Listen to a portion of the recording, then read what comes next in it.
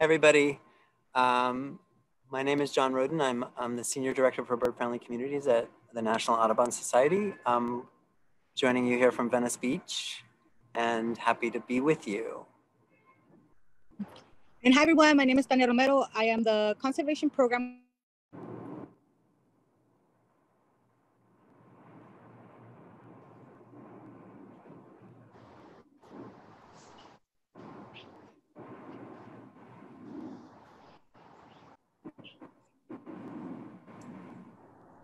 I don't know if you caught that, John. Yeah, but it's kicking it back to me, right? Just to start off? Yeah, sure. All right, awesome. So always the technical challenges. So thanks you all for joining this Q&A webinar on native plants. What I wanted to do to start off with was just talk a little bit about why I personally love to talk about native plants. I think that Tania does as well, and their benefits to birds. So as we think about creating communities that are friendly for birds, one of the things that we think, or the things that we think about, are providing food, shelter, safe passage, and places to raise young for the birds that we share our communities with. And plants play a role in all of those. Native plants in particular play a critical role by providing resources directly to birds through nectar, seeds, fruit, etc., shelter, places that they can nest in and everything. But our native plants are particularly critical because they've co-evolved with our bird species and with the insects that share our habitats as well. And when I'm saying insects here, I'm not necessarily talking, I am talking about the entire suite of insects, but in particular relevant to birds are caterpillars, that moths and butterflies lay their eggs on native plants, and those caterpillars then develop on those plants, in and around those plants. And that is so critical because regardless of what a bird eats as an adult, 96% of terrestrial bird species actually feed their young on caterpillars. And that is because those caterpillars are incredibly valuable and effective ways to convey fat and protein to a baby bird. I'm an ornithologist by training, so I appreciate caterpillars deeply, but I often, kind of refer to them as, just great big bags of fat and protein because that's what they provide to baby birds. And there's a massive need for that. There have been studies that have shown that a family of chickadees will feed up to 9,000 caterpillars to their clutch to get them from hatching to fledging. So those needs are amazing. And native plants are so critical to that, again, because they've co-evolved with those insects and there is a very close relationship. So we're all familiar probably with monarch butterflies that lay their eggs on milkweeds and the caterpillars develop on them. That kind of relationship exists across those moths and caterpillars that are laying their eggs. And so it's really critical. Non-native species, while they may provide resources through nectar, seeds, etc., they don't necessarily provide the same full life cycle types of resources that our native plants do. And we are very blessed here in California to have incredible native plants and a huge diversity of them. And we'll talk a little bit more about that. But with that kind of framing on why native plants are important, I just wanted to pass it back to Tania to talk about the fantastic work that the Audubon Center at Debs Park is doing in this realm. So thanks, Tania. Thanks, John. It's always nice to be nerding out about native plants and specifically birds. So hi, everyone. Once again, my name is Tania. I currently work at the Audubon Center at Debs Park, located in Los Angeles, California. So for folks that have been to our park, it's always nice to be able to touch with our community. For folks that have never heard of our park, we're actually located 5 miles northeast of downtown Los Angeles. So we're one of the biggest urban parks here in Los Angeles. With that said, our center currently manages about 17 acres of this 282-acre park. And these 17 acres that we manage are are really designed to be able to do habitat enhancement and restoration. So being able to bring back a lot of our native plants that got displaced due to urbanization or colonization, or just general recreation segments, right? So here within our site, within the 17 acres, we're really looking at being able to enhance and restore them. And the way that we do them here on site is by actually being able to do something we call active restoration. So actually being able to grow our plants, our native plants from scratch, from the seed collection throughout the park, be able to process that seed, and then being able to actually propagate them and eventually reach them to a suitable size to be able to outplant. And all this restoration enhancement we actually do through our volunteers. So we do have a volunteer program currently because of the COVID-19 pandemic. We're currently not running it, but a lot of the efforts that are going on in this park are very community-based as well. So with that said, I want to go ahead and just give you a quick tour of what our nursery looks like and some of the work that we do here, and overall some of the plants that are also here within our nursery. So give me a quick second. I'm going to go ahead and rotate our camera around so I can show you our nursery. So here within our nursery, we're in the upper tier section. And as you can see, we have a lot of cages in our upper tier section. And this is really because it's an open air nursery, we have a lot of birds that come in and out. We have a lot of squirrels too. And for folks that maybe are gardeners, you know how rambunctious squirrels can be. You know how much they can munch as well. And you'll see some of that here within some of our even plants here. And here we have a variety of different native plants. Now, when we think about native plants, a lot of individuals think, oh, you know, they're very desert. It's cactus. It's right. It's like succulents. It's agaves, and that's a common misconception of California. That's not what our native plants you know, that's not really what they are at all. In some segments like deserts, of course, that's the case. But in a lot of the areas here in Los Angeles, we're looking at a lot of like the oak, walnut, woodland communities. We're looking at chaparral sage scrub. We're looking at, you know, small bushes. We're looking at a variety of different just ecosystems. Some of them are evergreen and some of them will definitely go dormant. So as you can see, this a whole upper tier is usually all caged up. That's just because that's really where all of our little plants grow. And those are the ones that are more susceptible to pests and herbivory from our animal friends. Now here in this area, I want to show you really quickly. This is our propagation cage. So this is the area where when we go ahead and collect the seeds, this is the flats that we put them in. We wait for them to get to a decent size, and then we'll actually transplant them into containers. Now, where do we get all of our seed? And this is actually a perfect example. It just happens that this week I was able to collect some seed and then process and show you a little bit of what this looks like. So currently throughout the year, we have different plants seeding at different stages. At this time frame, there's not a lot of things seeding because it's winter time. However, we do have a bush that, you know, looks like a tree to me that gives bright red berries called the toyon. So the toyon gives off bright red berries that are super great for a lot of our bird friends, a lot of our wildlife. And what we do is we collect these toyons from different stages in winter, from early stages to late stages, middle stages. We collect them, we put them in water, we let them ferment for a little bit, which is a process we're currently doing here.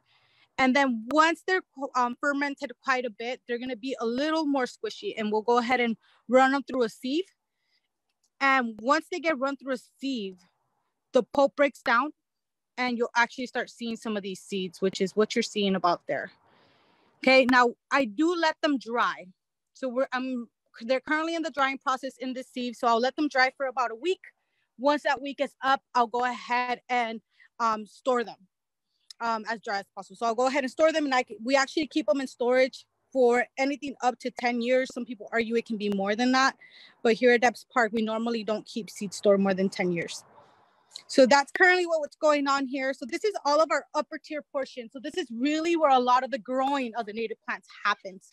So a lot of the propagation, bumping them into containers, and just really protecting them a lot from that herbivory the predation of a lot of our wildlife friends. Now this lower tier is our sun yard. So this is where our gallon-sized pots pretty much live. These are all the pots that are ready for outplanting.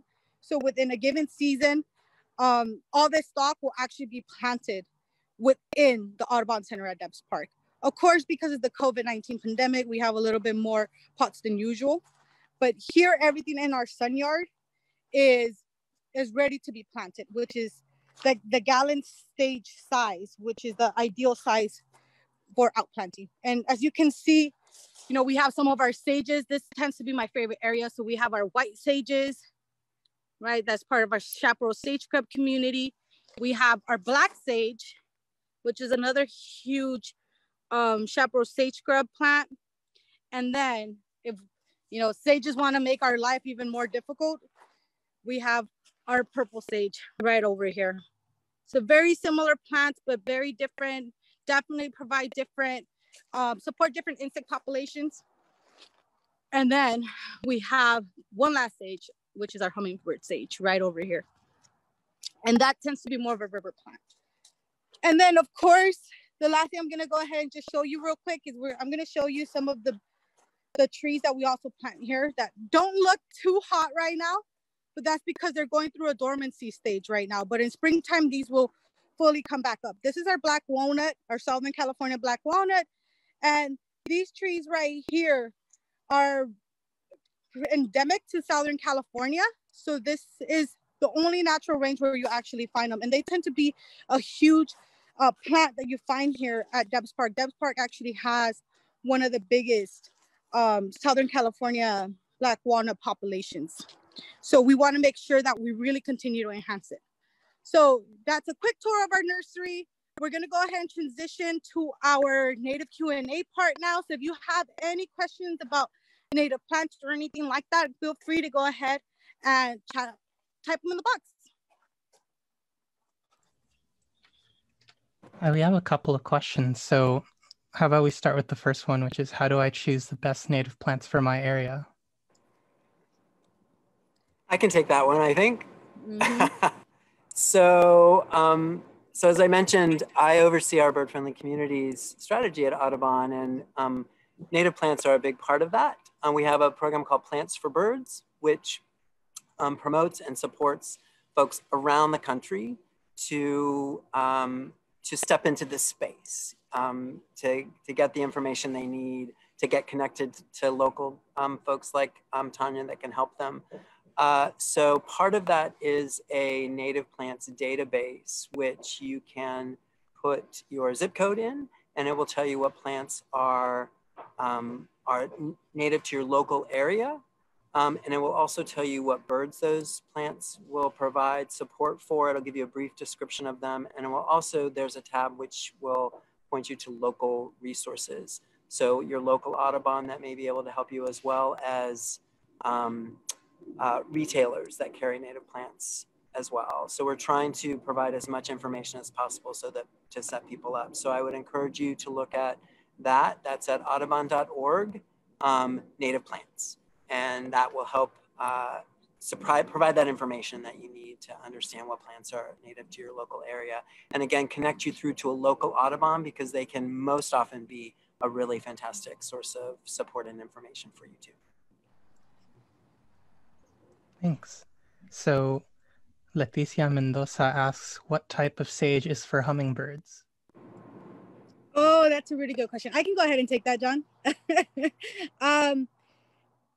Honestly, any type of sage will be really good for hummingbirds. And the reason why is when you look at just the flower shape of hummingbirds, there's very few pollinators that can super get in there and pollinate it. So any sage is really good for pollinators. However, if you want to have that active like hummingbird activity, I know Mexican sage is really known for it. And also hummingbird sage, like the name suggests. Now you do have to be mindful of just understanding a little bit about these plants of, you know, they do have some ideal conditions, and sage sometimes tends to be a little capricious plant. So although they're super easy to grow, it can sometimes be a little difficult to maintain, especially that first year. So it's just being able to be patient and offer a little extra care. Thanks, Tania. Yeah.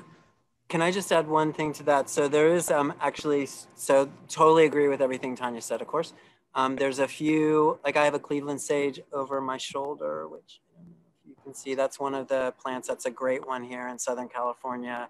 And does have, to Tania's point, right, the flowers are really super well suited for hummingbirds as opposed to some of the other sages that don't, that maybe have different pollinators and et cetera.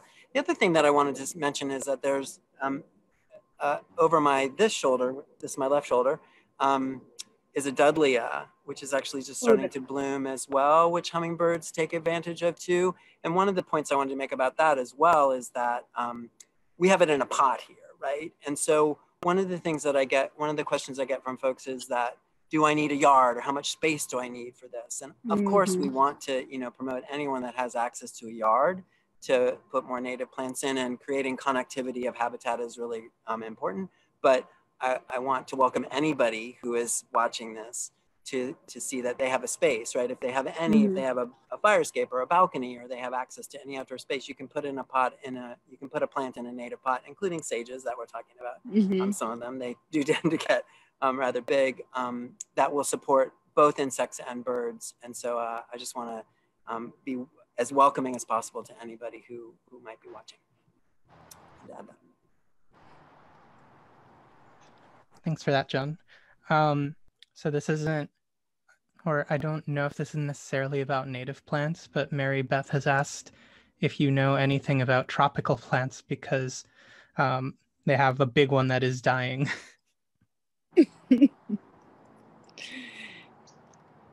Yeah, that's a whole other ball game. I think tropical plants, I know very few about them. I don't know a lot about them. I'm not going to be able to tell you how to save your plant, to be quite honest. I'll tell you that, when it comes to California weather, anything that's not native has a really hard time surviving here, just because of, we live in a kind of like drought area, an area that only gets 10 to 12 inches of rain per year, which can be very difficult for any plant that hasn't adapted to this area. So it's just something to have in mind. Unfortunately, I can't provide really any knowledge on how to care for it, other than, water it more often, but I don't really even know if that's going to work. And it may be an opportunity.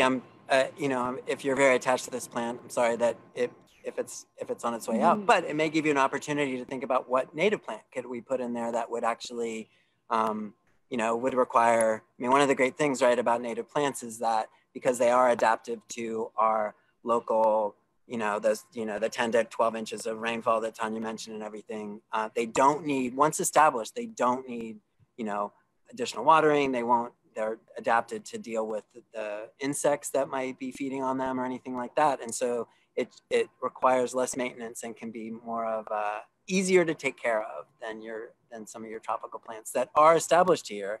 And some of them do grow well, but the natives are, totally adapted to where we live.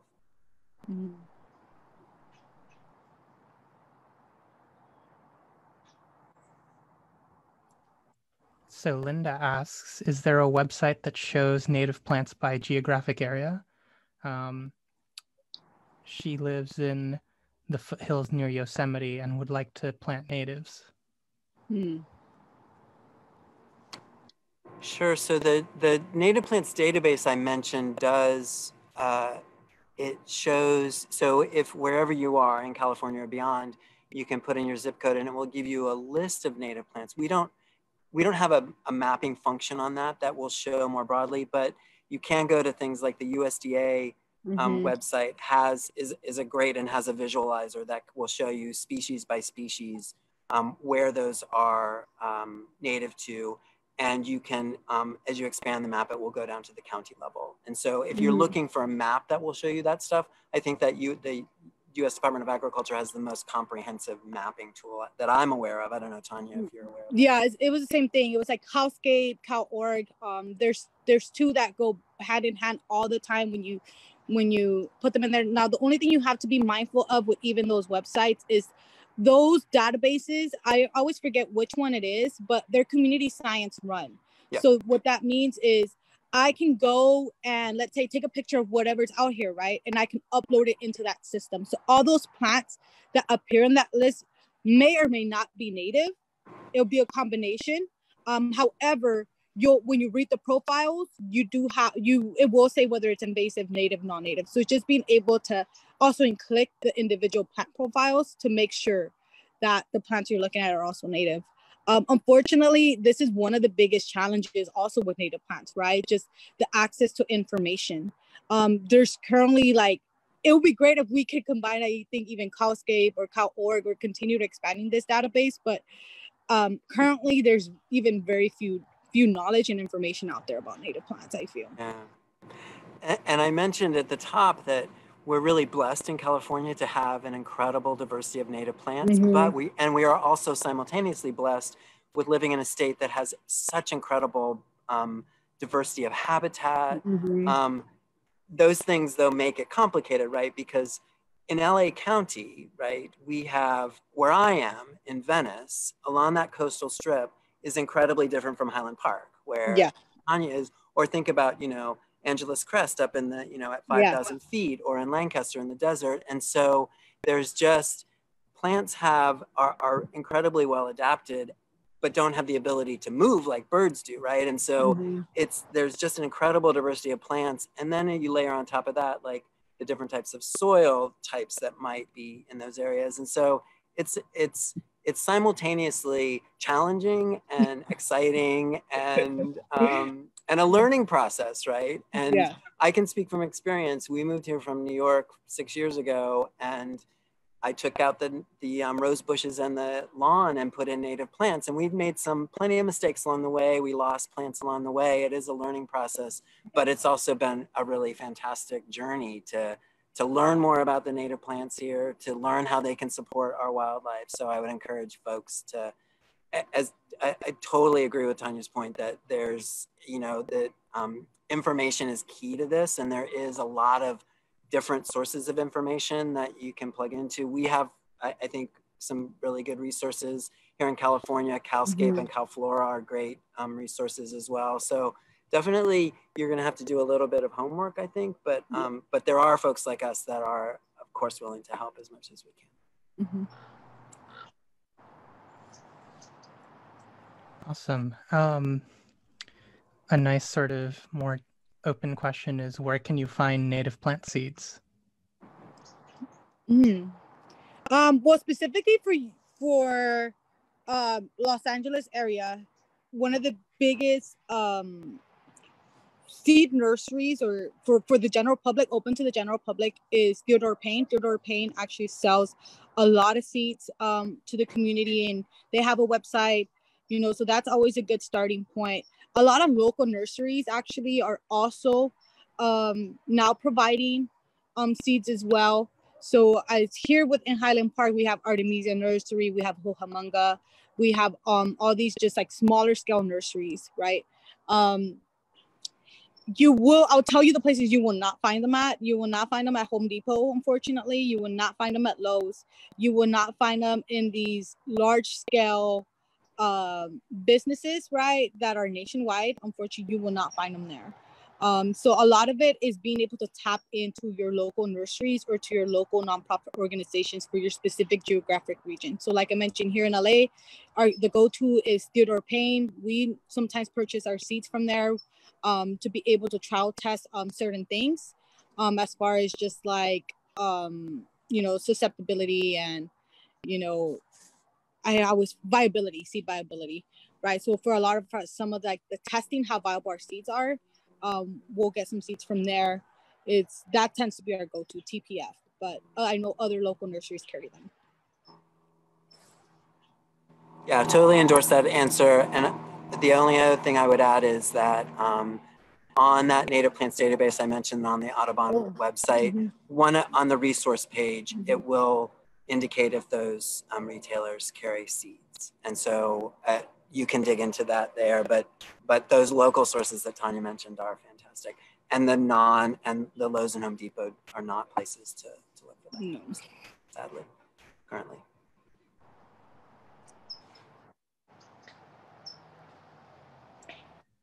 On a more sort of personal note, what are some of your favorite native plants and which kinds of birds do they attract?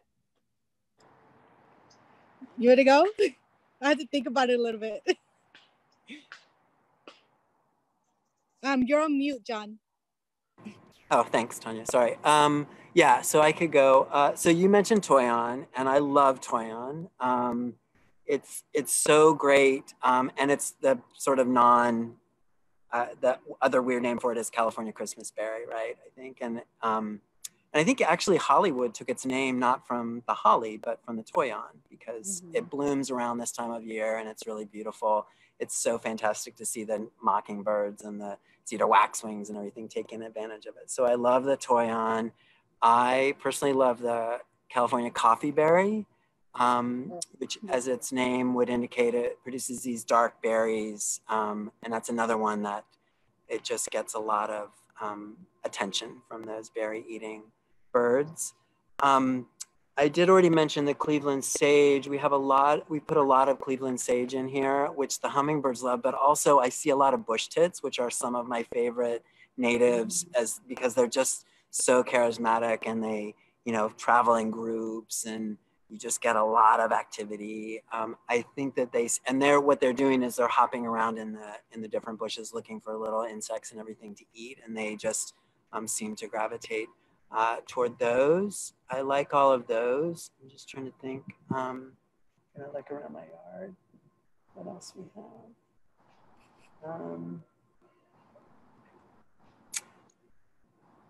Mike, I don't know. Tanya, do you have thoughts? Those are the ones that I'm thinking of at the top of my head. Yeah, I mean, those are really good. I think those are some of my favorites. But I think, native plants, I think in general, any type of native plant, it tends to be just amazing. I think I really like a lot of the chaparral sage scrub community. So a lot of the sages that I showed, black, white, purple, are definitely up there. I really like also Encilia californica, which is California bush sunflower, which a lot of people sometimes in the native plant community are like, don't plant that just because it tends to really spread. But if you really like sunflowers, I really like the pop of yellow it brings out every March. And then I really enjoy seeing the finches always going onto the sunflower and pecking the sunflower seeds off. So I really enjoy California bush sunflower. The buckwheat, I really like how the rust color during fall really turns. So that hybrid of like white and like that rusty orangey color, I really enjoy. And then the last one I will touch on is, I think we also have some really cool grasses. And I think a lot of people have a misconception of like, some grass like isn't native, even in California. But I think we just have really cool grasses here in California. A lot of them tend to bunch, like steeple poke or purple needle grass gets those really thin, super like purple stalks, right? So that's always a pleasant to see, especially when you have fields of them. And I thought of two others that I wanted to mention too. All of those are great. I totally agree with that. And you showed the white sage that you're growing up there at Debs, and we have a white sage in the front yard, and it's just such a spectacular plant when it flowers, because it sends out these huge flower spikes that are just beautiful. So I love that one. And then Ceanothus. I'm sorry that I forgot to mention that. So we have a bunch of Ceanothus here, California lilac, otherwise known as, and it's just really beautiful. It produces purple flowers. And one thing that when I mentioned when we moved here, I moved here with my husband from New York, and we ripped out those bushes, and his favorite color is purple. So he said, you can put whenever natives you want, just as long as their flowers are purple. So we have a preponderance of purple flowers here. Fortunately, there are plenty of options, including the Ceanothus, including this Cleveland sage and everything. White sage has white flowers, but it's okay. We still get that one. It passes. Yeah, it passes. Yeah, it's just because it's such a spectacular plant. So those are all things that on a daily basis bring joy here. Certainly, when I am out in the California live oaks, there's some really great trees that we have too. The sycamores, those, and they provide really good habitat. Those that do require more of a commitment if you're thinking about putting those in. But when I see those, and they're great habitat for birds as well. Yeah. Awesome, thanks. How about some recommendations for native plants that can grow quickly and easily? Oh, Encelias are a great one. California bush sunflower. I'll guarantee you, you plant those in February. By September, you have a whole bush. So it's a really good plant to be able to just like be able to see the straight effects, right? The direct effects. So that's a really good fast growing plant. Encelias.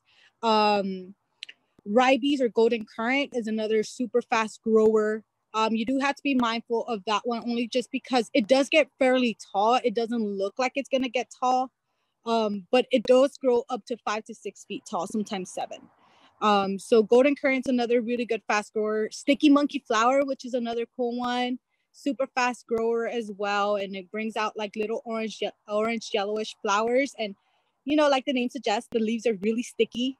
So it's a really nice also feeler plant. I like to really have children touch the leaves and like, oh look, feel the texture. How does it feel? So it's a nice plant, super fast grower as well. California wild rose, also a fast grower. It does tend to be a sprawler as well though, so just be mindful of that. Everything else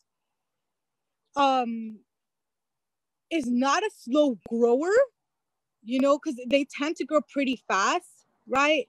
They will grow within a year. So a lot of our nursery, we grow from seed in spring, and by December, which is 9 months, they're already a decent size to be able to outplant. And within a year, they're already fully developed normally. Aside from trees are kind of a different story, or the bushes like laurel, sumac, and toyon, So even like a 9-month period is a pretty fast growing period. So if you're thinking of a fast growth, it being 3 to 6 months, I recommend what I just stated, the rose, the encelias, and things like that. But if you're considering fast growing up to 9 months, really anything in the chaparral sage community will grow. Any of the grasses will really fit into that. And a lot of the undercover like oak, walnut, woodland plants will also fit into that, with the exception of trees.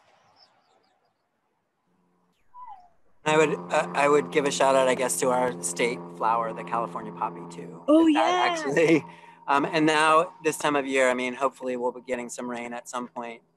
Is a great time to. It's an annual, so it will grow from seed. You can put seeds out. It will grow. They self-seed, so we put seeds out. They've self-seeded, and we get them coming up again.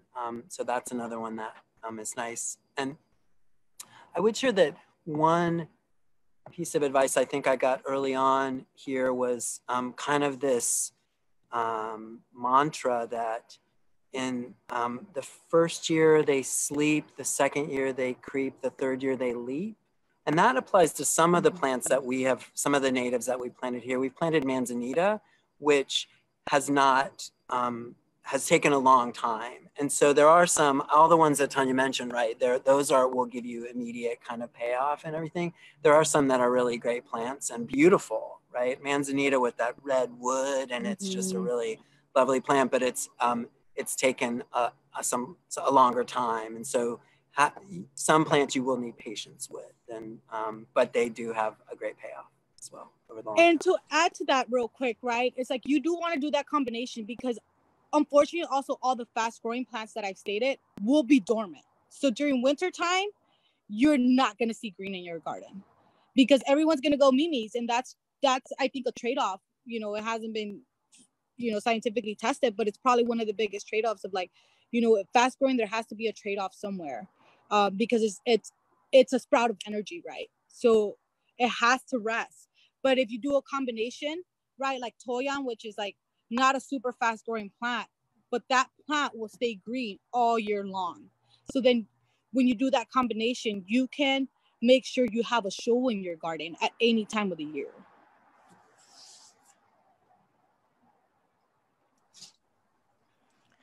So a question from Rhonda is, what are your favorite native grasses that don't get too big, and how do you take care of them? Yeah. The cool thing is that a lot of our native grasses don't get too big. Steeple poker, like I mentioned, or purple needle grass is one of our favorites. It's a little small bunch grass. And blue-eye grass is another favorite. The blue-eye grass, actually, if you like this is the weirdest thing to me. So this grass produces bright purple flowers, and you have a little bunch grass that just like has these crazy little flowers coming out of anywhere, and those are always a treat. Now, something to be mindful of our grass is most of these grasses can be grown in containers or in a patio or anything like that. However, they are also, most of our grasses are dormant.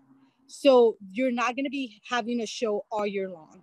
You're going to be having a show, you know, maybe 6 months. If you constantly maintain them, maybe a whole year, you know, but it's just something to be mindful of, that a lot of our grasses are dormant. But steeple poke or purple needle grass are one of the favorites. The blue-eyed grass is another one.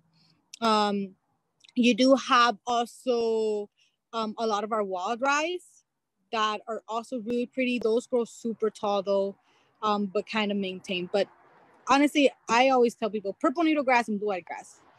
Really look into those. And I was gonna mention blue-eyed grass as well, because those purple flowers, you know, those are authorized in my yard, and so we do have those, and that is a great grass. So yeah, endorse that. Okay. Another question is, which invasive plant should definitely be removed from people's gardens? And I'm guessing that's asking about which ones spread the most and should be the sort of highest priority. So I always say grass, like long grass in general, any type of long grass. And the reason why I say this is because it really provides almost no ecological value. Like it really provides no habitat. Now, if we want to go into details of what long grass is, you know, more evil, Bermuda is top there. Like if you really want a long grass, don't put Bermuda. Bermuda is so hard to weed out. It's once you put it in, it's so hard to get rid of, and it's a quick sprawler. Even when you weed it, you know, if you don't take out every single root, it will come back. And it just, the cost of you weeding Bermuda is ridiculous, and the work it takes is ridiculous. So I always go for, you know, no long grass. I think long grass has to go.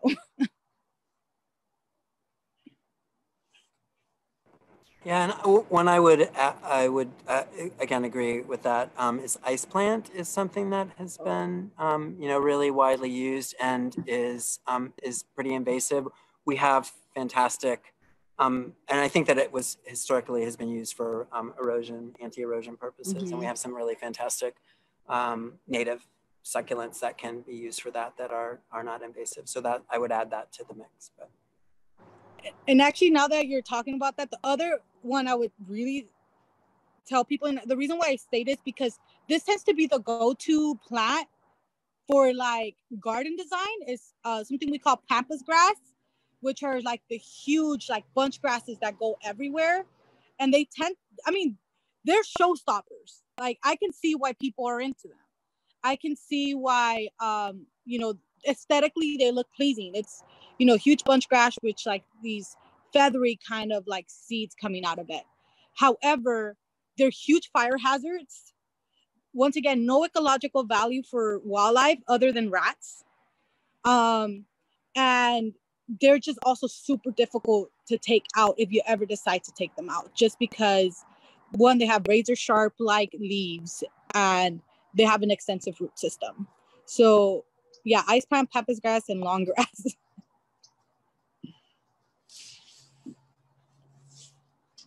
Cool. How about this one? How do we help native plants get established in the first year after they are planted? Yeah, I can go ahead and help with that. So like I mentioned, the cool thing about our native plants is really they only need to be taken care for that first year. And that first year can be highly critical. So here at Debs Park, what we do is when we we normally only plant during rainy season. So during December to February, because that really helps moisten the soil. It does give them that extra water that's really going to help them be able to settle in without any really like stress. So planting seasons during December to February.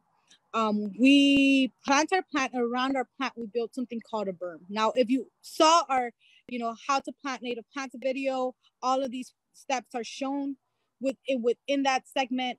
But the berm tends to be really important just because when you water it, you want to make sure that water goes directly to your plant and doesn't run off. And I think what happens in a lot of gardens is we don't build berms. So then when we think we're watering, or when we water, right, a lot of this water is just wasted as runoff.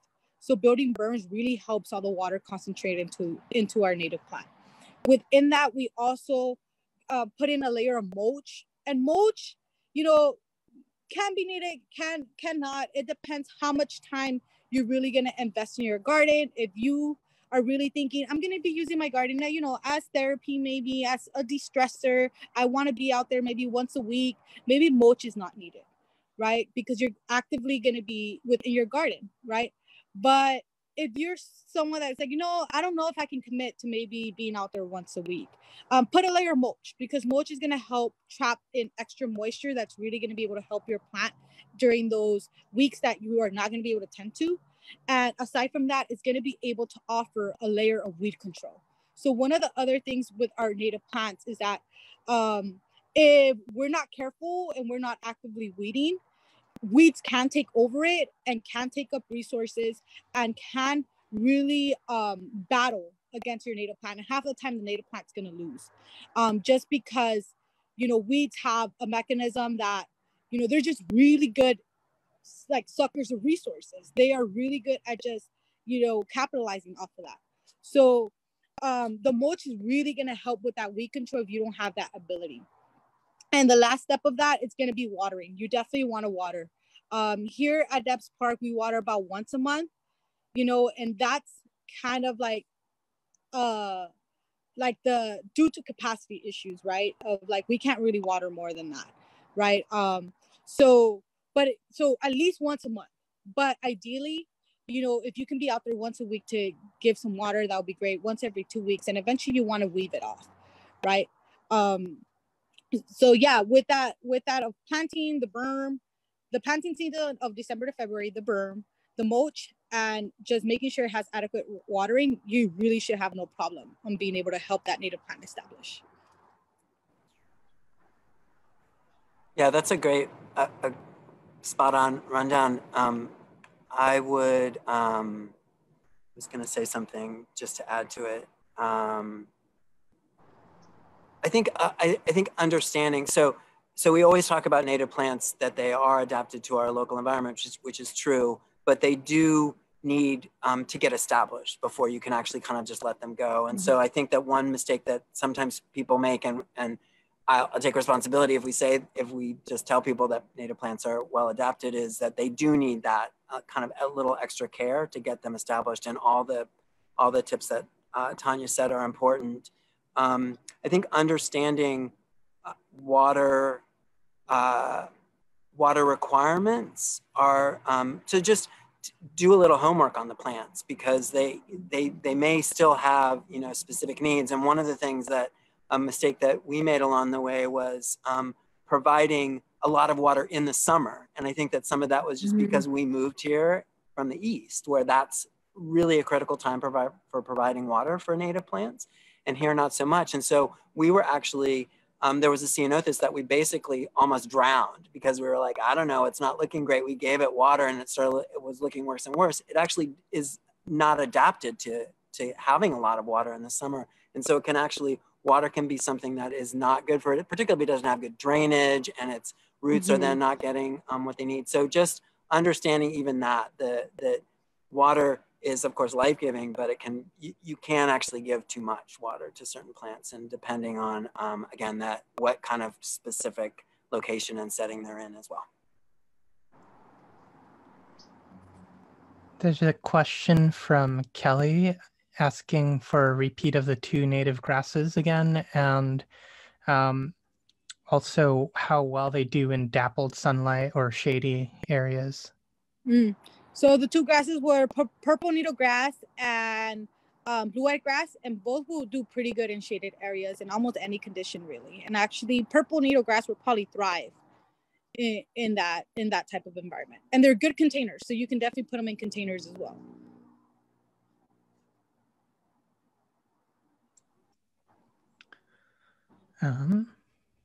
Okay. There's a question about trees, which is what trees are most important to plant for adapting to climate change and protecting native ecosystems?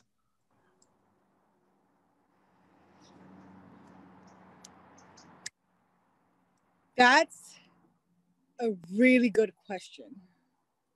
Now, I think that's a question a lot of like people are currently researching, to be quite honest. I don't know if I'm going to be able to have or offer a scientifically proven answer, to be quite honest. I will say that here in California, what has been proven is coast live oak, and any oak in general is considered a super important tree for our ecosystems. And I think a lot of it has to do with the reason is that for these trees to completely mature, it takes years. So we have oak groves that are over 100 years old. So for coast live oak to reach full maturity, it's over 20 years. So the moment that we cut these oaks down, you're looking at an ecosystem that's not going to be back for a while. So, and then aside from that, it does provide that ample tree canopy and a lot of food and shelter for a lot of our wildlife, specifically our bigger birds such as woodpeckers, like our jays, and things on that end. So I would say that's a really important tree, a lot of our oaks.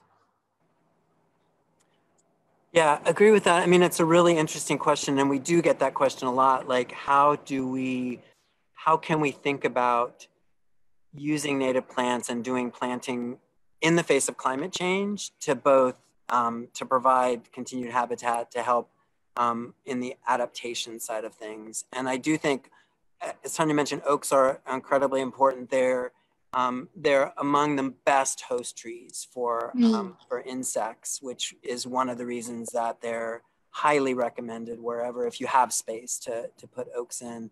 I would say that, and I'm going to sort of broadly use the term tree a little more broadly, because we think of things like live oaks and we think of things like the sycamores, which again are great. I would think about if there are if there are trees that have sort of ranges that are specific to particular areas, thinking about how those will change. And this is the subject of a lot of research, as Tania has mentioned. So I would say stay tuned for some of that. But there are other things like, the toyon, which is a large plant, which in some ways acts functionally as a tree because it produces such great resources. It has a lot of density. So thinking about those as well, because I think that there are opportunities to enhance habitat, both in yard and in communities and more broadly, that will then help with that kind of adaptation to climate change as well. And I think specifically in urban environments, because we're talking about oaks, but for you to put an oak in your yard, you're looking at really ample space, which some of us may not have in our yard. So I think being able to, for an urban environment specifically, even tone in onto some of these trees/bushes like our toyon, our laurel sumac, our elderberry are great. I think great ways to tackle climate change at a more urban scale for sure.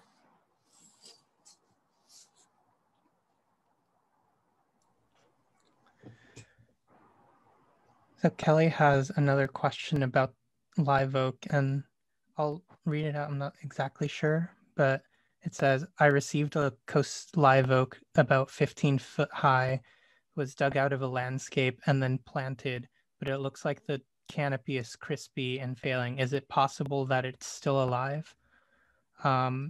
And should it be topped off? Should I top off the whole canopy and see what happens? I'm guessing that means maybe cut off. I don't know. Yeah, it means cut off. It means prune. Yeah, it's a 50-50 based on my experience, to be honest, with coast live oak. Like, I've seen coast live oaks reach 15 high. I think they're doing good. And then one summer they're crisp, and sometimes they come back and sometimes they won't. Honestly, what I would do if I was there, I would leave it. Just because in my experience, they also tend to be a little capricious. So if there's a lot of sudden changes to it, it could stress it a lot more than help it.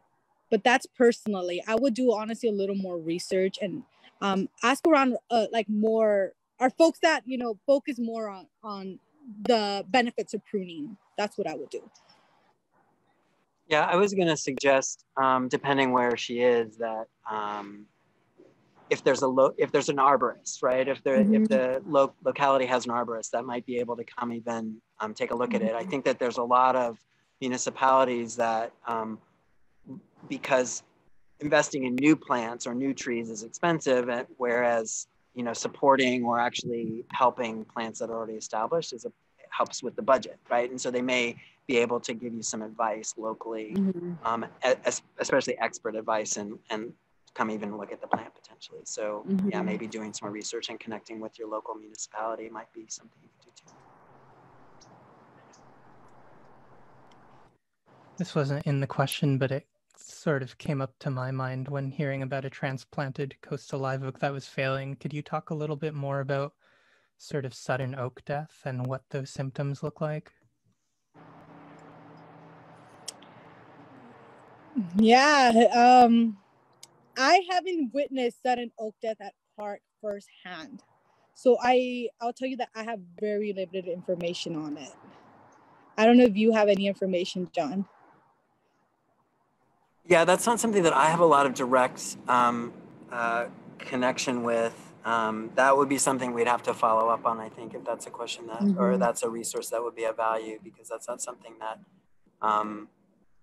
that I've interacted with a lot.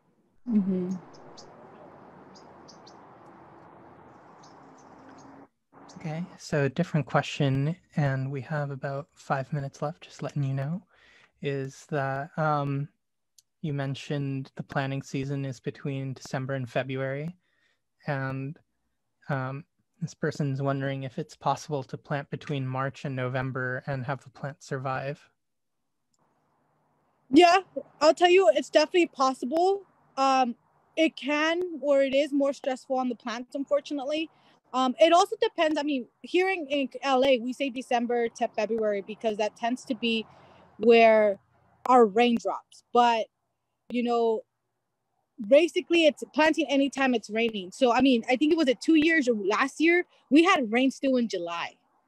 So we really extended our planting season just because naturally we had rain. Now, if you're looking at planting, you know, in March to November in dry weather, just be mindful that you will have to water a lot more than you would in wintertime. But it's definitely possible for survival, for your plants to survive. It might be less than winter, you know, but it is possible for sure.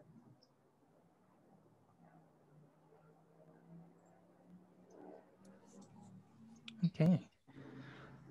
And here's another one. What kind of native trees are good to plant in small yards?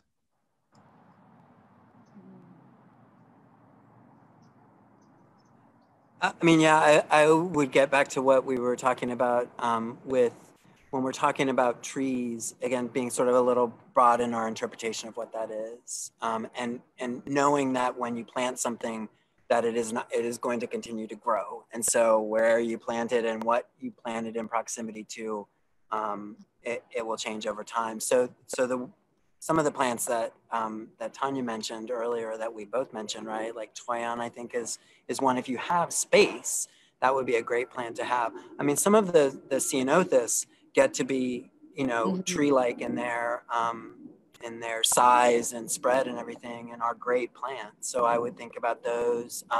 Sugar sumac. Some of this stuff is, would be great. And if you have available space, I would look at those kinds of plants. Obviously, if you can accommodate something like an oak, great. But I think that's going to be restricted to folks that actually probably have a lot of space, or sycamore, right? Anything like that is going to be something that would be potentially massive. Yeah. For sure. Everything John mentioned, other bush / tree species that came to mind: lemonade berry, coffee berry, elderberry are always good as well. Yeah, and I mean, you also have black walnut, but that's also kind of at the same scale as an oak as well. Oh, and sorry, the other cool thing about trees, right, is that you can always prune them. So a lot of these will also grow, but you can also mold them to a certain height, or mold them to grow in a certain direction. And I think that that's often something that gets overlooked, is that we can prune our trees back, and half the time that pruning is also essential for their growth. Yeah, that's true too. I'm gonna also just I'm gonna throw out the California fan palm. I don't know, why not? Because there's so many palm trees here that are not native. We actually have a really beautiful native palm tree. If you have the ability to put something like a fan palm in, one of the reasons I mention it too is because I'm just thinking that there's hooded orioles, which is one of my favorite oriole. They just seem to really love those and use them as nesting material. And so I just didn't want to let that opportunity go by.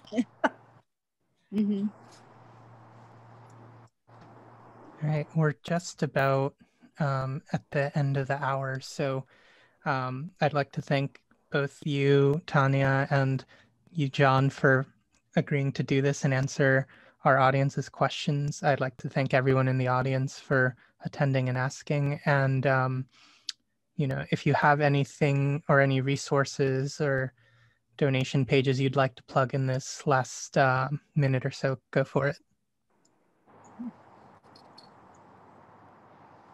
Go ahead, John. No, I wanted to promote your donation page, so I'm just going to let you do that. Yeah, if you, like I mentioned, Audubon Center, Debs Park, we are all volunteer run, and we also take direct donations to be able to help us a lot with our nursery infrastructure and a lot of our volunteer programs as well. So if you have extra funds that you would like to send our way, you can always hop onto our donation page on our Debs Park at audubon.org website. So yeah, we greatly appreciate it. Super happy holidays for everyone. And I'm so glad a lot of y'all were able to join us today. Yeah, thanks everybody. And it's been 2020's been a tough year. And so wishing everybody the best in over the holidays and next year, and plant lots of natives and support the Audubon Center at Debs Park, because it's a treasure here in Los Angeles. And the staff is the best. So thanks, John. All right. Bye, everyone. Thanks.